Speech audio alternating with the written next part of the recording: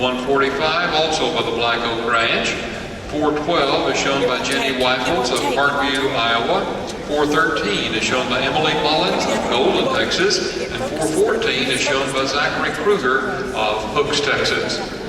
So, ladies and gentlemen, all of you who have joined us for our Roll of Victory Angus show, welcome to the Watt Arena in the Charlie and Kid Moncrief building. We're going to have a great day of Angus shows here, and we're delighted to have you. Our judge for today's Angus show is Dr. Alan Miller of Gridley, Illinois. Alan owns and operates the Prairie View Farm in Gridley, Illinois. It's a 150-cow purebred Angus operation. He's a graduate of the University of Illinois, and for 12 years he was a beef specialist at the University of Illinois and worked with lots of judging teams. So we're delighted to welcome Dr. Miller to the Fort Worth Stock Show again to be one of our judges. The gentleman out in the dark green coats out in the Angus ring will be our superintendents from the Angus department, Mr. Von Boggs of Fort Worth and Mr. Todd Tippett of Coppell, Texas. Our first class in the show ring today in our Angus show, entry number 3 shown by Jordan Zachary of Wiley, Texas. Entry number 5 shown by the KB Cattle Company of Wills Point. And entry number 12 shown by Emery Guy of Rising Star. Again, this is class number 1, Heifer's Calf, May 1st, 2008, and later.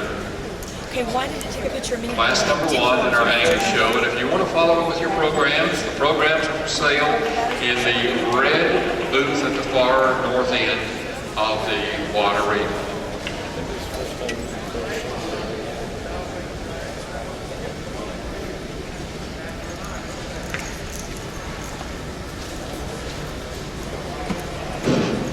Well, welcome to all here on the Angus side. It's certainly a pleasure to have the opportunity to go through the Angus show here today at Fort Worth, and certainly a nice class to start our show off with today. Certainly some give and take amongst these two May heifers that we started off the class with. The heifer that I'm starting with, I guess, wins this class when put on the lead. To me, she's a bit sounder in the way she handles her pasterns, the flexibility of her pasterns up into her hock. She maintains a little more levelness down that top and just strides out a little freer and easier to stride. On top of that, she's a little more extended through that front end, maybe just a touch better slope to that front shoulder. I would like to blow her apart in her rib design a little more as our second heifer does. As our second heifer stands here, she certainly has an advantage in terms of depth of body down through that heart and back through that center rib. She's a little bolder rib kind of a heifer, but yet when put on the lead, they're just like to free her up and loosen her up just a bit in her mobility here today. The June heifer then that concludes the class, certainly heifer given up a little bit in terms of age, but even as I try to compensate for that, I think a heifer that just gives up a little bit too much in terms of muscle, in terms of depth of body and depth of flank to compete with our top pair out here today. First place in this class in our Angus show this afternoon, entry number 12, shown by Emery Guy of Rising Star, Texas. Second place to entry number 5, shown by the KB Cattle Company of Wills Point. Third place to entry number 3, shown by Jordan Zachary of Wiley, Texas.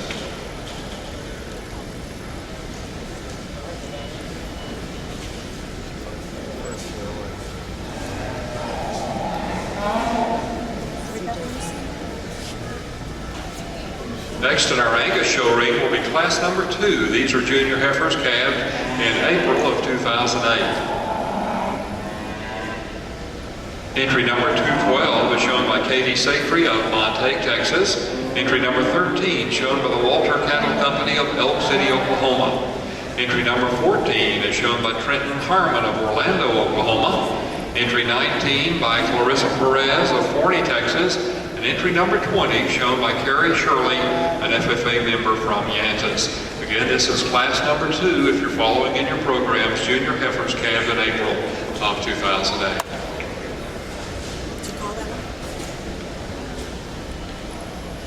Does that mean we won?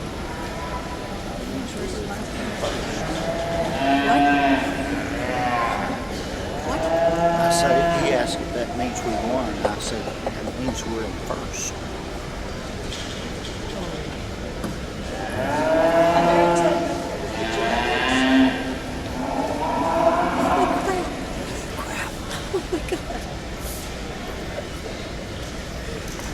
First and fourth.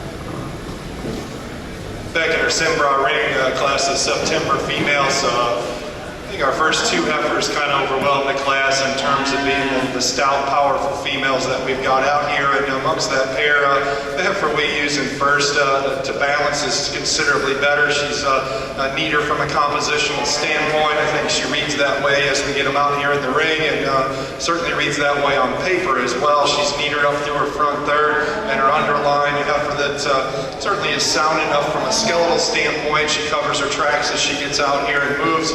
And a heifer that just balances quite a bit better, along with that rib and extra capacity and muscle she's got. The Baldy heifer coming in next is probably stouter as you study her from end to end. Really a thick-ended, big bone, big-footed female. We appreciate those things about her. A heifer, though, that we clean up some as you study her down low. A heifer that, again, as we look at her, she's scanned the fattest in the class and probably looks that way as well. But a female we appreciate in terms of having a lot of power and dimension.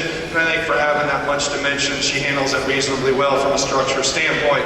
The heifer that comes in third, certainly a heavy muscled heifer that's really long topped, and tremendous amount of thickness as you study her. Along with that, she's quite a bit more terminal in her appearance, both as you study her from a femininity standpoint, you also study her in terms of the way she's structured behind, back through her hip and hind leg. We just loosen her up, we refine her some, but one we need to appreciate from a muscle shape standpoint. The white-footed heifer that comes in there next, a little more extreme in terms of her pattern, a little narrower gauge as you watch her come and go. We blow her apart in her forerib. We give her just a notch more total rib dimension relative to her frame. But again, a female that certainly has some things to offer in terms of length of body, in terms of one that certainly has some cleanliness and some design. We just like to see her a notch wider as you study her from fore to rear. Pair of heifers on the other end. Folks have done a nice job presenting a big-bodied, extremely stout heifer comes in there next. Just a little plainer, a little coarser, and a little more conditioned to her lower body. And the heifer we round out with doesn't have quite as much performance. Give her a little bit more muscle and power, but you certainly appreciate the style and balance that she has. We'll conclude the class with a heifer that's certainly very useful in her type and kind. She's a sound, deep-bodied, massive kind of a female. I just like to make a little bit more attractive through that front end, like a blender into that shoulder just a little bit more. Maybe some style her up from behind just a touch to get a little higher within this class. First place in this Angus class to entry number 212, shown by Katie Satry of Montague, Texas. Second place to entry number 19, shown by Clarissa Perez of Forney, Texas. Third place to entry 13, shown by the Walter Cattle Company of Elk City, Oklahoma. Fourth place, 14, Trenton Harmon of Orlando, Oklahoma. And fifth place in the Angus class to entry number 20, shown by Carrie Shirley, an FFA member from Yantis. Now in our Sembra ring, now the first Kruger of Hooks, Texas.